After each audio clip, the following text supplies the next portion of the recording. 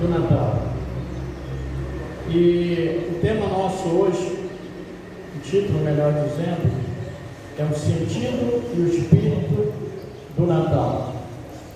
O sentido e o espírito do Natal. Então quero te convidar a abrir a sua Bíblia aí, em Lucas, no Evangelho de Lucas, no capítulo 2, nós vamos ter a oportunidade de meditar um pouco acerca desse tema e buscar entender o sentido e o espírito de Natal.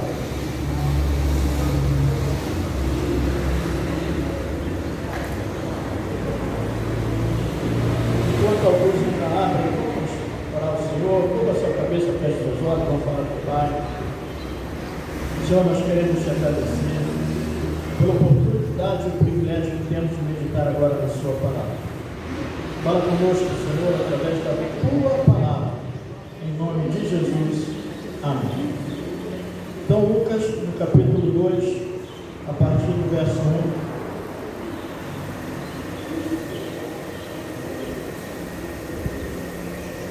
diz assim: naqueles dias, César Augusto publicou um decreto ordenando o recenseamento de todo o Império Romano.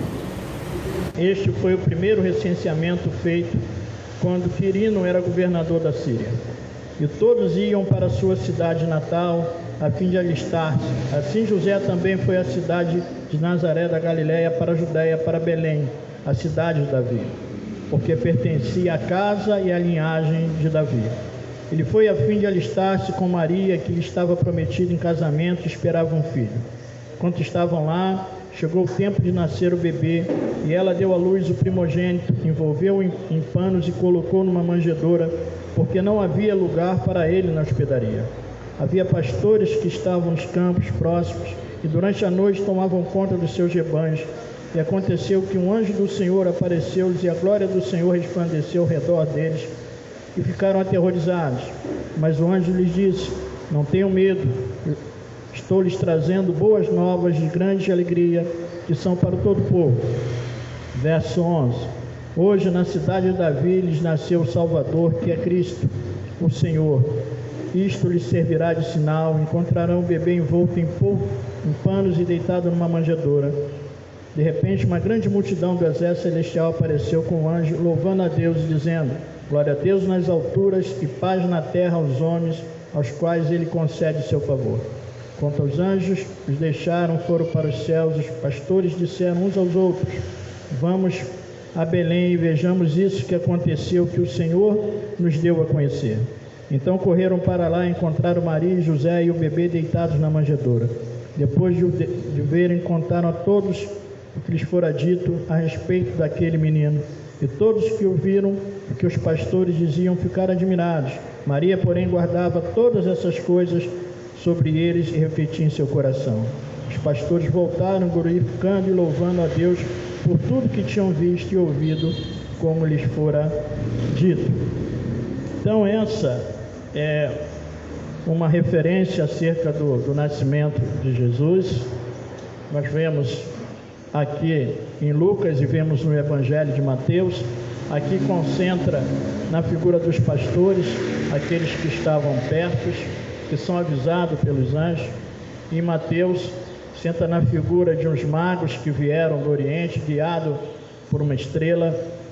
E aí de imediato a gente entende aqui como João, no capítulo 1, diz que Jesus veio para os seus e os seus não o receberam, mas a todos que o receberam deu-lhes o poder de serem feitos filhos de Deus.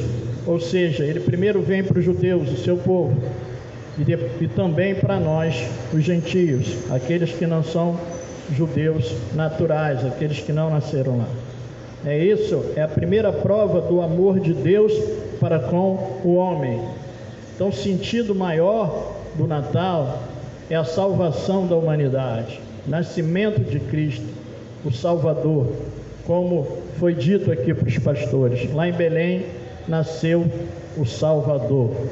Então eu e você, que fomos alcançados por essa graça, que nos rendemos a Cristo, que entregamos a vida a Ele, passamos por esse processo, né?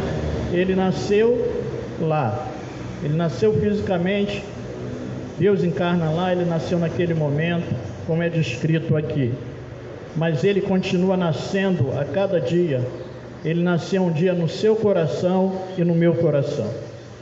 E ele nasceu num lugar simples. Aqui é dito que ele nasceu num lugar simples, um lugar inapropriado. Imagina se hoje, alguém aqui no nosso tempo tivesse essa experiência dele nascer lá.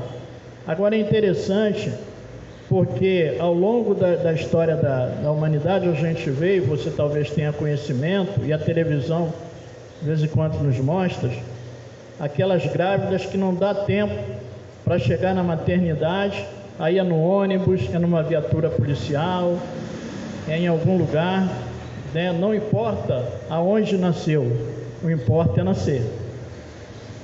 Lógico que as condições fazem a diferença. Então aquele lugar já estava predito que ele nasceria ali. Miqueias, no capítulo 5, no verso 12, o profeta Miqueias, ele aponta que ele nasceria em Belém. Então era ali que já estava marcado para ele nascer. Mas, embora ele nasça geograficamente naquele lugar, estava predito para ele nascer naquele lugar, espiritualmente falando, ele nasce em lugares diversos, ou ele renasce em lugares diversos, no meu coração e no seu coração. E talvez quando você se converteu, o seu coração, que era o lugar onde ele nasceu, podia ser um lugar semelhante a esse. Podia ser um lugar muito simples, podia ser um lugar que não estivesse em paz, podia ser um lugar que estivesse ocupado, porque aqui diz que houve um recenseamento, e ele foi para lá porque a lei mandava aí. E aí é interessante, porque estava tudo ocupado, e tinha que ter um lugar, e aquele lugar sobrou. E muitas vezes, ele quer nascer no coração de algumas pessoas, mas o coração está ocupado. E aí o coração está ocupado com diversas coisas, que impossibilita o nascimento dele, possibilita ele nascer ali, ele existir ali naquele lugar. Mas nada que possa ocupar o nosso coração, nada, com certeza nada, tem um valor maior e um sentido maior para a vida do que Jesus no coração do homem. E é interessante porque ele nasce no nosso coração. Você pode estar com o coração triste, em geral, as pessoas quando se abrem para Cristo, em geral, não é regra, mas em geral, as pessoas não estão bem, estão com o coração triste, amargurado. Como ele falou, vinde a mim todos vós que estáis cansados e sobrecarregados, que eu vos aliviarei. E aí nasce ali. Não é naquele coração em festa, estou feliz, vou convidar, abre o coração para Jesus nascer. Mas é interessante, porque depois que ele nasce no seu coração, ele habita o seu coração, ele começa a fazer uma transformação no seu coração.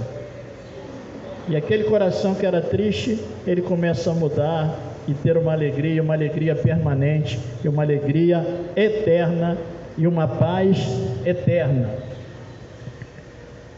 Então, muito interessante esse sentido dele nascer. Mas, com relação a Natal, depois nós vamos seguir um pouco mais aqui, nós vamos poder ver a origem de Jesus, as profecias, o lugar, conforme aconteceu. Mas eu gostaria, antes de caminhar aqui, ver um pouco a condição do Natal. Nos países cristãos se comemora o Natal, é tradição, é uma convenção. Pode ser na casa mais rica, pode ser do homem mais nobre, pode ser na casa mais simples, mas todos comemoram o Natal. Todos comemoram o Natal. E é interessante que um tempo atrás uma pessoa falou comigo que ele estava chateado, que todo Natal ele ficava chateado. E aí eu não entendi, eu falei por quê? Ele falou, não, porque o sentido de Natal foi perdido. Não é para comemorar um nascimento? Sim. Então é um aniversário. E ninguém comemora o aniversariante. Não, agora eu já sei, eu vou fazer isso, esse ano eu vou fazer isso na minha casa. Não quero saber dos convidados. Vai ter que cantar parabéns para ele. A tese dele: quem não cantar parabéns não come e vai embora. Muito interessante essa visão dele. Mas Natal, a palavra Natal, ela tem a etimologia, né, que é a origem da palavra, no latim, que é natalis, que tem o sentido de nascimento. É onde acontece o nascimento ou um lugar de nascimento, Natal. Por isso que as pessoas perguntam para nós, né? Da onde você é natural? Aonde é o Natal? Aonde você nasceu? E aí, o Natal, ele tem o simbolismo do nascimento de Jesus. E essa comemoração de Natal, ela não é descrita aqui na Bíblia, não se comemora o nascimento de Jesus, não se sabe o dia certo do nascimento de Jesus. E passou-se a comemorar o Natal lá no século, entre o século 3 e o século 4, 300, 400 anos depois do nascimento de Cristo.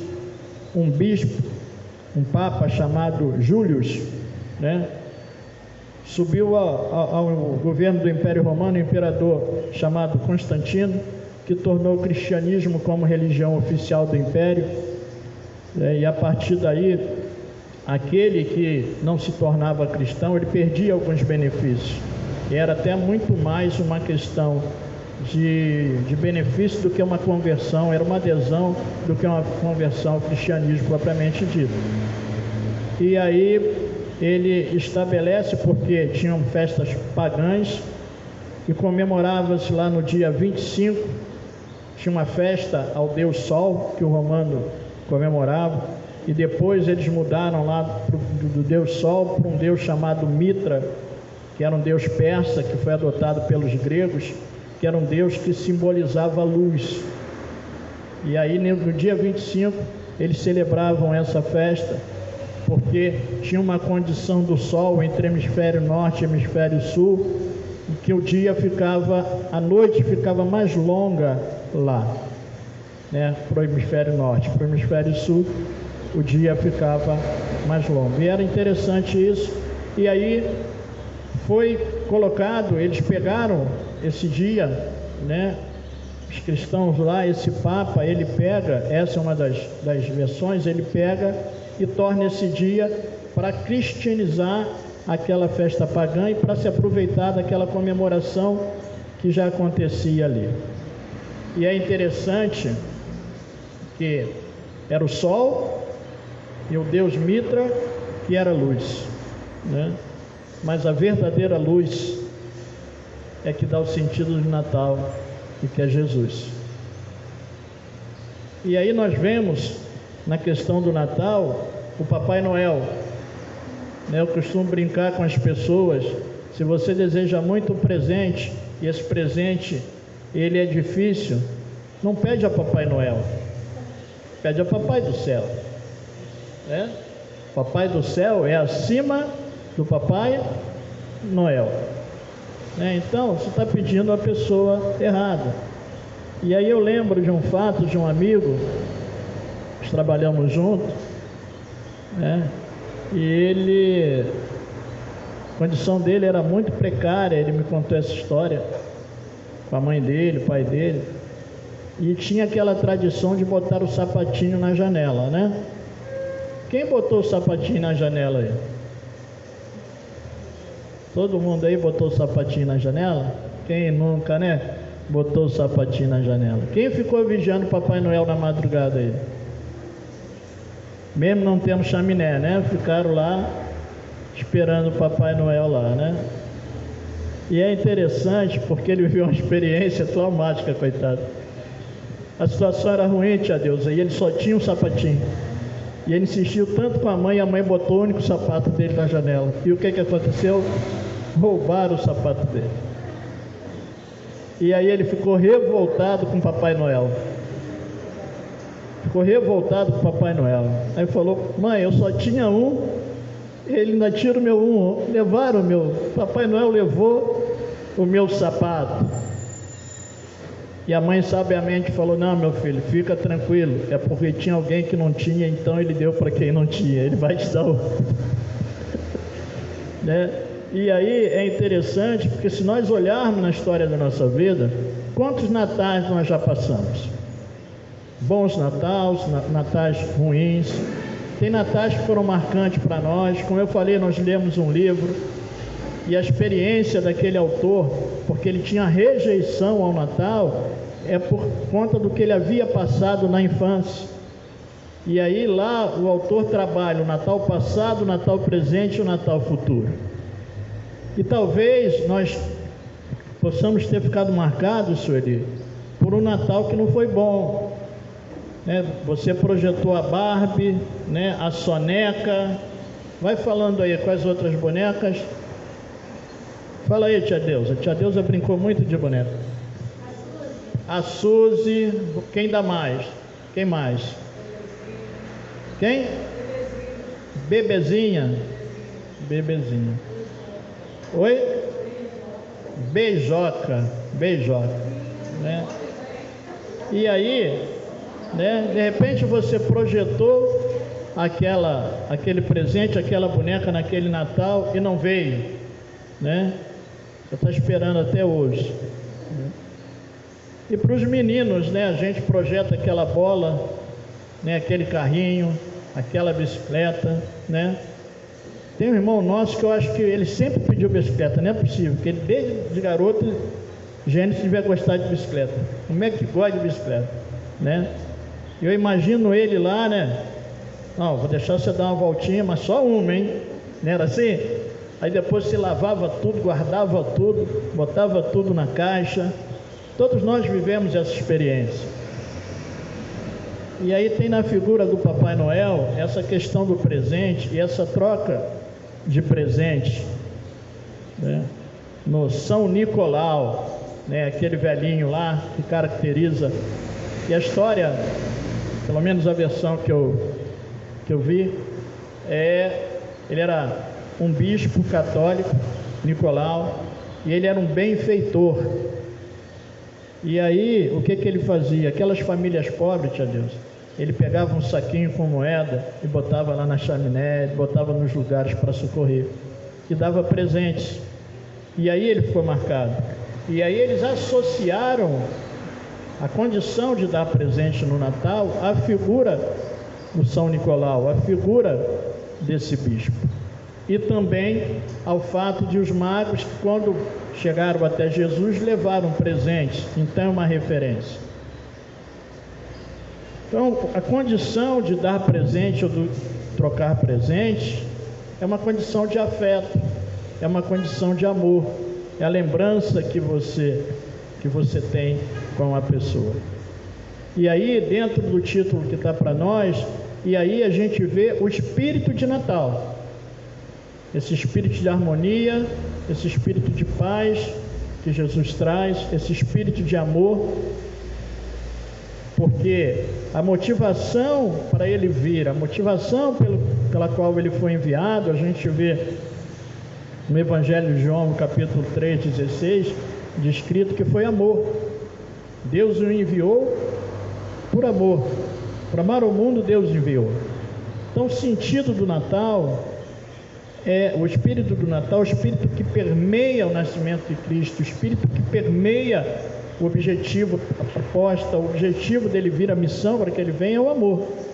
Então, por isso essa ambiência do Natal, por isso essa ambiência de amor, por isso essa esfera do amor. E ele vem para trazer paz, ele é o príncipe da paz. Isaías, um profeta messiânico, quem mais profetizou a respeito de Cristo, ele vem trazer paz. E Paulo fala isso aos Coríntios. Ele diz que em Cristo, Deus estava reconciliando o homem com ele, trazendo a paz, fazendo a paz. Então, essa ambiência de paz na vida de Cristo, essa ambiência de paz no Natal é própria. Então, mesmo que seja desvirtuado, né, algumas questões, a data não é essa, a troca de presente está se colocando o Papai Noel, né, numa posição que ele não deveria estar ocupando, mas o espírito é que é importante. Então, quando nós celebramos o Natal, nós celebramos por dois motivos: pelo sentido e pelo espírito. O sentido é vida. Ele vim para dar vida e vida em abundância. Ele é vida. Então, o sentido é vida. É dar salvação ao homem. Então, esse é o sentido. Por isso, o sentido e o espírito. O sentido é vida e o espírito do Natal é amor. E aí, no Salmo 89, no verso 1,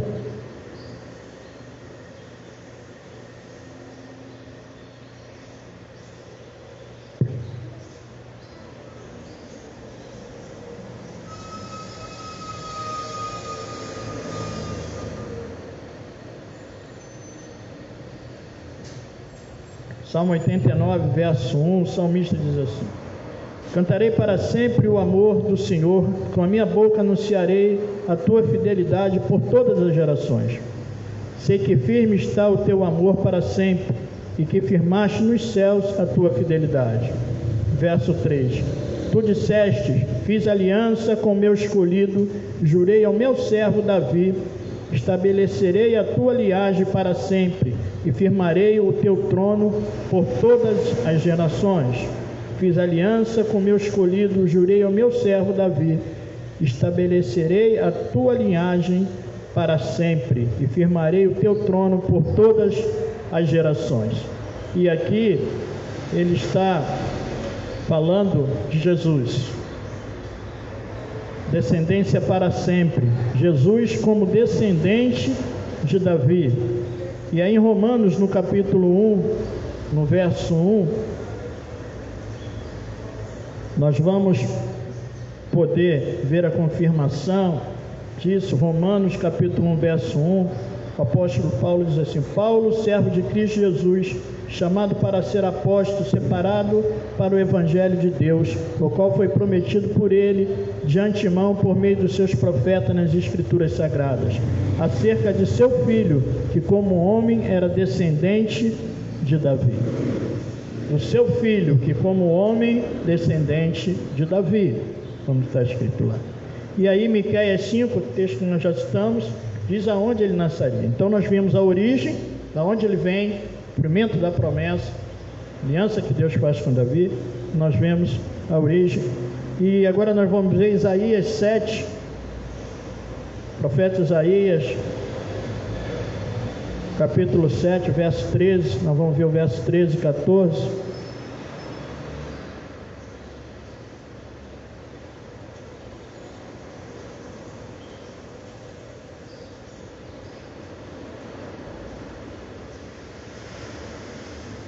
Isaías capítulo 7, verso 13 e 14, verso 13 diz assim: disse então Isaías: ouça agora, descendente de Davi, não basta abusar da paciência dos homens, também vão abusar da paciência do meu Deus? Por isso o Senhor mesmo lhes dará um sinal: a virgem ficará grávida e dará à luz um filho, e o chamará Emanuel, que significa Deus conosco. E aí nós vemos o que acontecia, a forma que viria de uma virgem. Isso se confirma quando a gente vê em Mateus, confirma isso, né? A virgem ficou grávida, recebida do Espírito Santo, e aí é gerado Jesus. Isaías 9, verso 1, esse mesmo livro, no capítulo 9, Isaías 9, diz assim, 9:1: contudo não haverá mais escuridão para os que estavam aflitos. No passado ele humilhou a terra de Zebulon e de Naftali, mas no futuro honrará a Galileia dos gentios, o caminho do mar junto ao Jordão. O povo que caminhava em trevas viu grande luz, sobre os que viviam na terra da sombra da morte raiou uma luz. O povo que caminhava em trevas viu uma grande luz, sobre os que viviam na terra da sombra da morte raiou uma luz. Versos 6 e 7 desse mesmo capítulo: porque um menino nos nasceu, um filho nos foi dado, e o governo está sobre os seus ombros, E ele será chamado Maravilhoso Conselheiro, Deus Poderoso, Pai Eterno, Príncipe da Paz.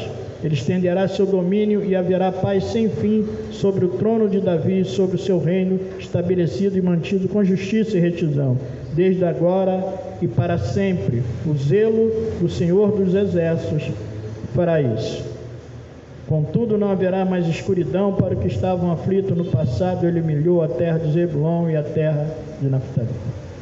E aí é interessante, porque nós vemos o propósito: tirar da escuridão, tirar das trevas, trazer luz, trazer vida, trazer salvação.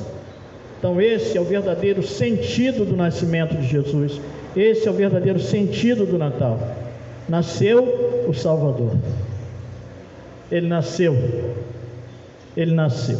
Embora a Bíblia, como eu falei, não nos dá base para comemorar o nascimento dele, nós devemos celebrar sim o nascimento do nosso Salvador. Nós devemos celebrar sim, ele nasceu. É Natal, ele nasceu, é especial. Ai de nós se ele não tivesse nascido. Ai de nós se ele não tivesse sido enviado. Então, o verdadeiro sentido é vida. Isso teria que acontecer todos os dias. Todos os dias nós teríamos que celebrar e agradecer ao Senhor pelo nascimento do Filho dele, pelo enviar do Filho dele, e acima de tudo, pelo nascimento dele no meu coração e no seu coração. Então esse é o verdadeiro sentido do Natal, e o espírito do Natal é o amor. Então quando nós fazemos assim. Então celebre mesmo o Natal. Viva nessa ambiência natalina, que é uma ambiência do amor. Mas não somente nesse tempo, nesse dia ou nesses dias, mas que essa esfera do amor ela permeie a minha vida e a sua vida a partir de Cristo. Porque Deus é amor. E esse é o verdadeiro sentido. Então aproveite, compartilhe com seus parentes, compartilhe com seus amigos, compartilhe com a sua família. Essa é uma festa familiar, né? Isso é para a família. E é tão interessante porque é uma data que muitos aproveitam para reconciliação. Então, se você tiver uma oportunidade, que Deus conceda a reconciliação, porque há um sentido de reconciliação na vinda de Cristo. Deus estava reconciliando o homem consigo, reconciliando consigo o mundo. Houve uma ruptura, houve uma quebra. Então que essa ambiência possa ser assim.